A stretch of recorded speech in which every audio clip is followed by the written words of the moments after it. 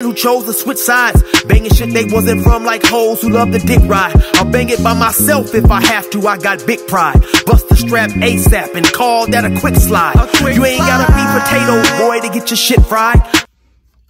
What's cracking, YouTube? It's your boy 16 to life, and I'm back like I'm on a parole violation. Yard down! You already know what time it is, man. I'm back with another story for y'all. But before I get started, hit that like, that subscribe, and that notification. That way, anytime I drop a story, you will be notified and you can hop right on it. For those of y'all that's new to my page, in '94, I got arrested. I was eventually sentenced to 16 years plus life. I done 24 years straight in some of these California prisons. And so during that time, I accumulated some stories for y'all. I got one right now. Let's hop right into this thing. Now, this story takes place about between 2008, 2010, somewhere up in there. I was at California Men's Colony. That's a prison out here in California, and it's known as CMC. Now, around that time, the prisons was becoming flooded with cell phones, you know. Now, in prison, we only allowed to make a 15-minute call, you know, twice a day. And, you know, that 15 minutes goes by fast. And that's for those people who do or who are able to make who are able to call a family. You know, nowadays, you can't just hop on the phone and call collect like the old days. Now, your family got to have an account, you know, with the prison or with the phone company, and they have to put money on the account before you call. So, you know, it's a process that everybody's family is not able to do. So having those cell phones is extremely important to people in prison, because, you know, you got people who want to call a family, homeboys, maybe try to chase down some money, maybe get a hold of an old girlfriend, maybe hop on some of these social media sites and get a new girlfriend. So it's you know, having a cell phone, man, it makes time much easier, you know. And so now, cell phones up in there, man, was depending on where you got them from. At that point in time, the prices varied anywhere from like $500, maybe $700, you know. So I know at that point in time, I was in the cell with a dude by the name of Miles. Miles was originally from New Orleans, and he was sentenced to 25 years of life on a nonviolent third strike. He eventually ended up getting freed. So he worked in the kitchen. And so at one point in time, he came and got at me, man. He said, "Hey, man, we need let's get a cell phone." But I tell him, "Hey, listen, man, I got people I can call. You know, I can always have, you know, my homies or my family make a three-way, so I don't really need a cell phone." I had no idea, though, that the cell phones of that period had all these different capabilities. You know, I had been locked up since 94. Now, I had a cell phone. I had a few cell phones out there. One of them was in a bag, and you could plug it into the lighter and you could talk. But of course, you know, them cell phones, you just was able to make phone calls on them. You know, they didn't have all these social media capabilities, and basically it was like mini computers. So during that time, one day I look up, it's a new guard that's working. Now, the guard's name is Majewski. Majewski is a young white dude, man. I'd probably say anywhere between the ages of 21 to 23. Couldn't have been much older than that, you know. Tall, man, maybe about 6'1", you know, skinny dude, young. He was, you know, he wasn't an asshole as far as guards go, but he did love to search. You know, the dude loved to search cells all the time, find contraband or things we wasn't supposed to have, especially cell phones, drugs, or tobacco. You know, now, depending on how much tobacco he caught you with, he may not write you up. He might just take it. But the dude would search cells like he was trying to make sergeant within the month. You know, he was a young dude, man, and I didn't understand how. You had a lot of young other inmates, man, who would be laughing and joking with him, showing him their photo album and just doing things that I wasn't used to seeing convicts do, you know. So, but he definitely was, you know, he definitely had people leery. And so anytime he would start his shift, you know, he'd have to come walking across the yard. People could look out and see that he was coming, and they would holler, "Hey, y'all, Majewski on, Majewski on." You know, put your cell phones up or stuff like that. Or, you know, anything that you didn't want to get caught with, put that shit up. Now, I'm in the building, right? Now, in this building, there happened to be this dude up there named Rob. Now, I believe Rob was from the San Jose area. Rob was an arrogant dude, man, maybe about 5'9", 165 pounds, you know, always proclaiming that he had a lot of money. And he talked like his money made him better than everybody else, you know. So I didn't like the dude one bit. That was his real name, Rob, you know.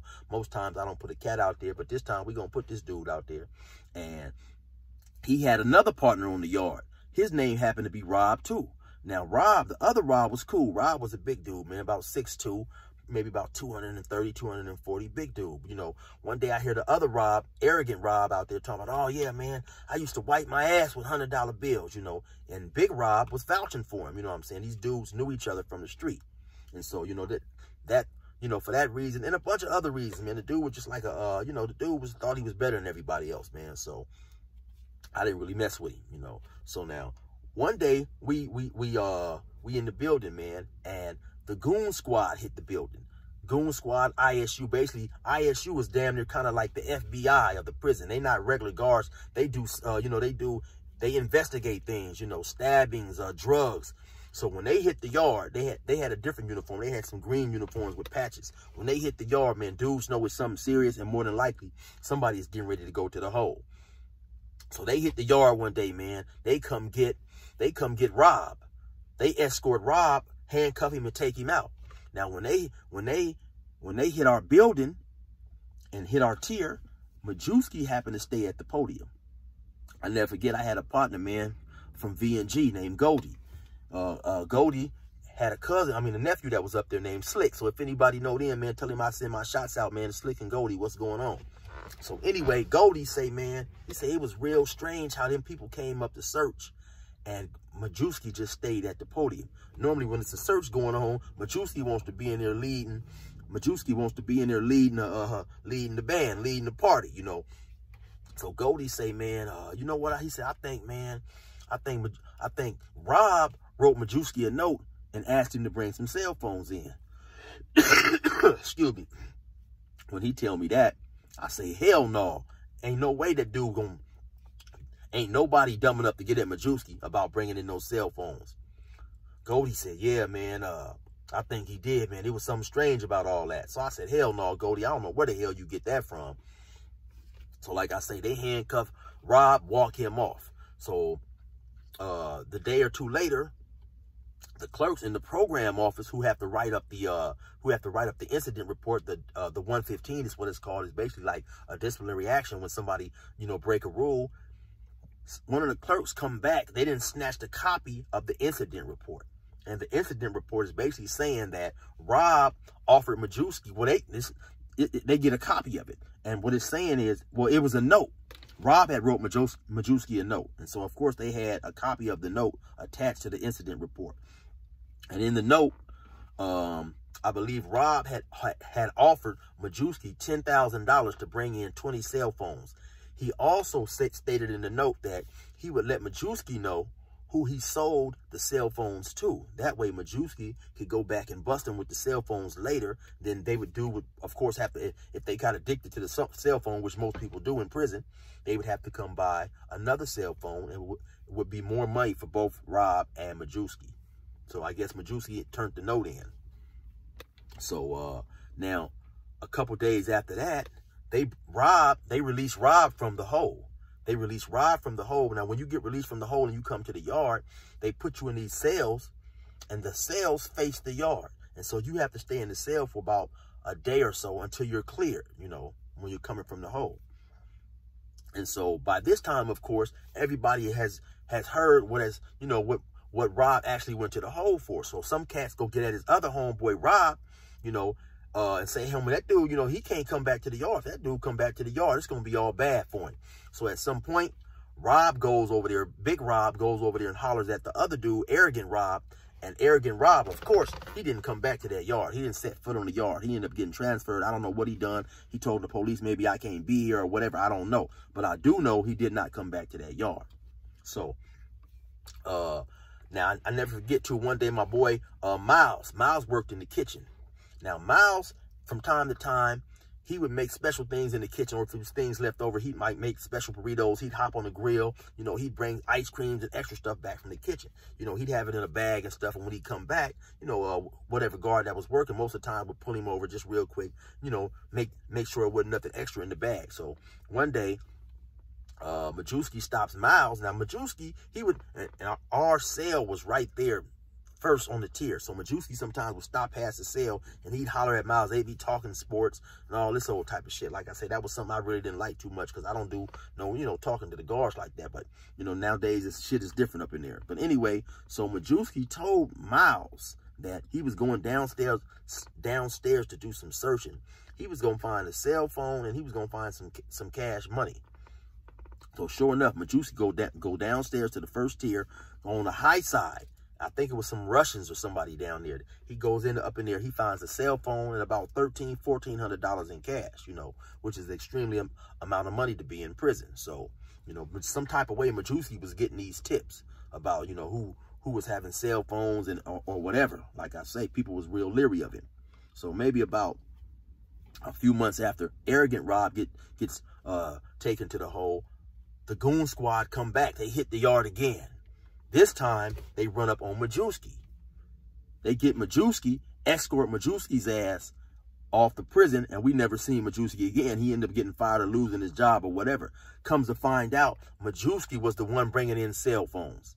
So that's how Majewski knew who would have these cell phones. Majewski was bringing in cell phones, giving them to somebody.